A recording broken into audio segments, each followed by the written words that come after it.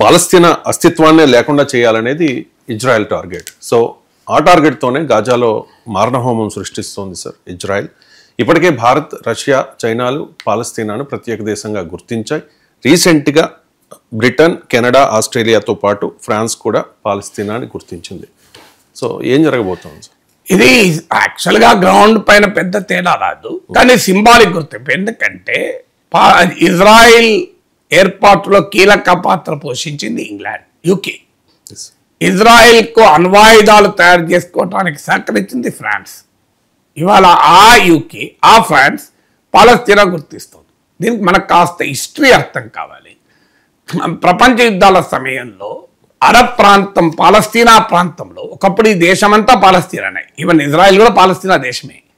ఆ పాలస్తీనా దేశంలో పశ్చిమ దేశాలు కీలకమైన వ్యూహాత్మకమైన మధ్య ఆసియాలు, పశ్చిమాసియాలు తమకొక బలమైన బంటు కావాలని యూదుల సెటిల్మెంట్ ప్రోత్సహించారు. యూదులకు ఆన్సిస్ట్రల్ హోమ్ ల్యాండ్ అనే పేరిట.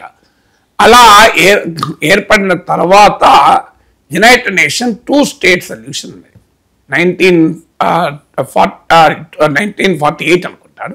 యుఎన్ రెజల్యూషన్ పాస్ చేసి యూదులకు ఇజ్రాయిల్ దేశం, అరబులకు పాలస్తీనా దేశం, అంటే ప్రాచీన పాలస్తీనా భూమిని 2గా వర్గీకరించి 2 స్వతంత్ర దేశాలను ఏర్పాటు చేయాలని తీర్మానం. అమెరికా నుంచి భారత్ వరకు ఇప్పటికీ అధికారికంగా ఈ తీర్మానాన్నే సమర్థిస్తున్నారు.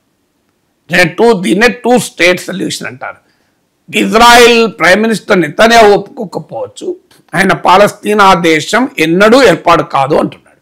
కానీ ఇజ్రాయిల్లో ఉన్న ప్రధాన ప్రతిపక్షం కూడా ఫైనల్ పరిష్కారం 2 స్టేట్ సొల్యూషనే.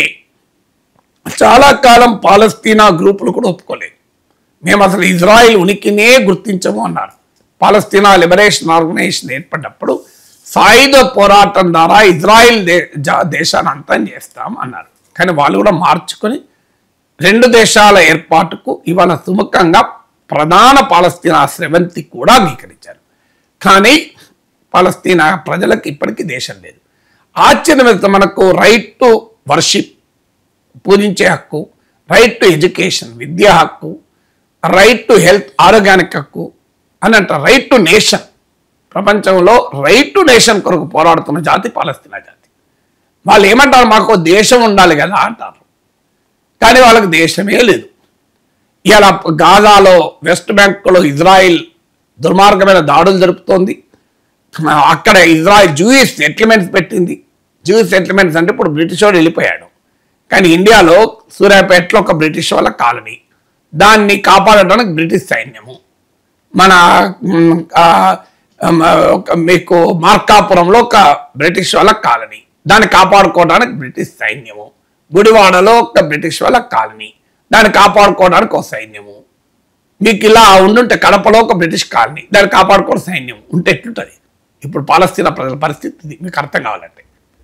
అలా ఇజ్రాయిల్ సెటిల్మెంట్ తర్వాత ఇజ్రాయిల్ చెక్ పాయింట్స్, ఎక్కడికైనా వెళ్ళాలి పాలస్తీనా అంటే ఇజ్రాయిల్ చెక్ పాయింట్ దాటుకోవాలి. అంటే ఇప్పుడు మనము కర్నూలు దగ్గర టోల్ గేట్ ఉంటుంది, ఆంధ్ర రాష్ట్రానికి వెళ్ళటానికి టోల్ గేట్ ఉంటుంది. అలా కాక బ్రిటిష్ వాడు గేట్ ఉంది, ఎట్లుంటుంది చెప్పండి? అంటే మీరు తెలంగాణ నుంచి ఆంధ్ర పోవాలంటే బ్రిటిష్ వాడు గేట్ దాటి పోవాలి. నల్గొండ నుంచి ఖమ్మం వెళ్ళాలంటే బ్రిటిష్ వాడికి ఒక గేట్ ఉంటుంది, చెక్ పాయింట్ ఉంటుంది. మనం భరించగలమా? కాలబెడతాం తెల్లారి. ఇప్పుడు పరిస్థితి పాలస్తీనా ప్రజలది. అంటే వాళ్ళ భూభాగంలో వాళ్ళ పైన భయంకరమైన దాడులు, వారి భూభాగంలో వాళ్ళకున్న అతి కొద్ది భూభాగం, మళ్ళీ ఆ వెస్ట్ బ్యాంక్ కొద్దిగా ఉంది, గాజా ఉంది, అక్కడ జూయిష్ సెటిల్మెంట్స్, దానికి మద్దతుగా ఇజ్రాయెల్ ఆర్మీ. ఇది కాక అడుగడుగునా ఇజ్రాయెల్ చెక్ పాయింట్లు. ఇప్పుడు మన టోల్ గేట్లు, మన స్వతంత్ర భారత ప్రభుత్వం టోల్ గేట్లే మనం భరించలేకపోతున్నాం. ఇక ఇప్పుడు బ్రిటిష్ వారి టోల్ గేట్లు ఉన్నాయనుకోండి, ఇంకా మనకి ఇంత పిచ్చెక్తో ఒక్కసారి ఆలోచించి జస్ట్ ఇమాజిన్. సో హైదరాబాద్ నుంచి మనం బయటకు వెళ్తే పక్కన బ్రిటిష్ వారి టోల్ గేట్ తెల్లోడు ఉండి పైసలు వసూలు చేస్తుంటాడు. మనం ఊహించగలమా? ఇప్పుడు పాలస్తీనా ప్రజల పరిస్థితి అది. అందువల్ల దీనికి కారణం ఎవరు? అమెరికా, యూరోప్ దేశాలు. 1948 మే 14 అనుకుంటా గుర్తు, ఇజ్రాయెల్ ఏర్పడింది. ఇజ్రాయెల్ యూదులకు స్వతంత్ర దేశంగా ఇజ్రాయెల్ యునైటెడ్ నేషన్ సంబంధం లేకుండా ఏకపక్షంగా ఏర్పాటైన విత్ ఇన్ 11 minutes 11 నిమిషాలు అమెరికా గుర్తించింది. 11 నిమిషాలు. ఆ తర్వాత యూరోపియన్ దేశాలు గుర్తించాయి, ప్రపంచంలో చాలా దేశాలు గుర్తించాయి. భారతదేశం దశాబ్దాల పాటు గుర్తించలేదు, తర్వాత మనం కూడా గుర్తించాం. 1988లో పాలస్తీనా లిబరేషన్ ఆర్గనైజేషన్ స్వతంత్ర పాలస్తీనా దేశాన్ని ప్రకటించింది. నోషనలే కావచ్చు, దానికి భూమి లేదు ఇక్కడ. స్వతంత్ర పాలస్తీనా దేశాన్ని ప్రకటిస్తే 1988లో భారత్తో సహా తృతీయ ప్రపంచ దేశాలన్నీ గుర్తించాయి, అత్యధికంగా థర్డ్ వరల్డ్ కంట్రీస్.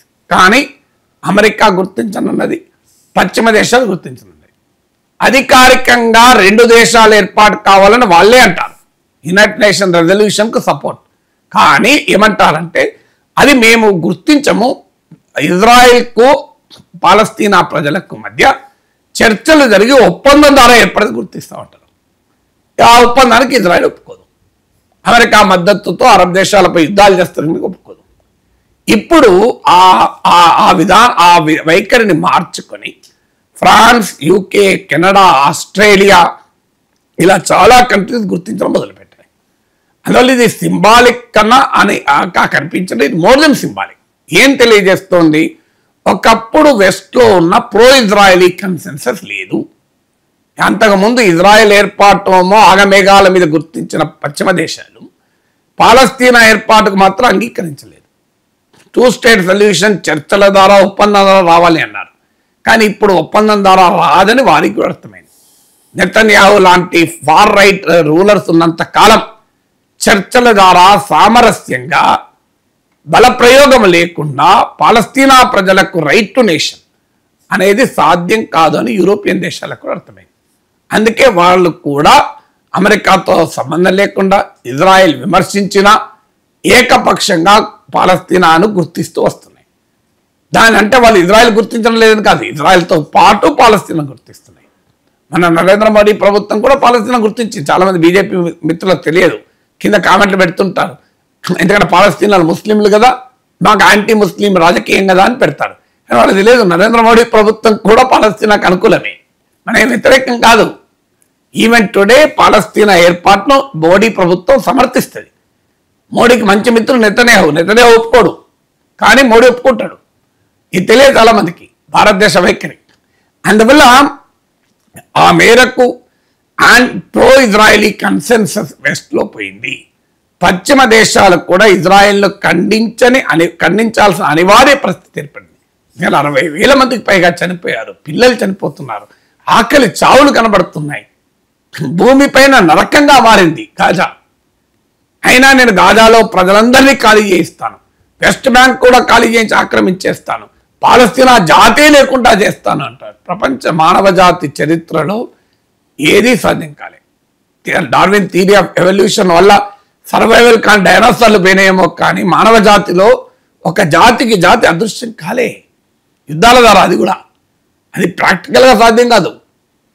కానీ ఆ పని చేస్తానని ఇజ్రాయెల్ అంటుంది. అంటే మానవ జాతి చరిత్రనే నేను రివర్స్ రాస్తా, ఇదే నెతన్యాహు అహంకారం. ఎందుకంటే ఆయన అధికారంలో ఉండాలంటే ఈ యుద్ధాలు ఉండాలి. అందువల్ల ఇప్పటికైనా యూరోపియన్ దేశాలు గుర్తించడం ఒక ఆహ్వానించదగ్గ పరిణామం. But too late two little.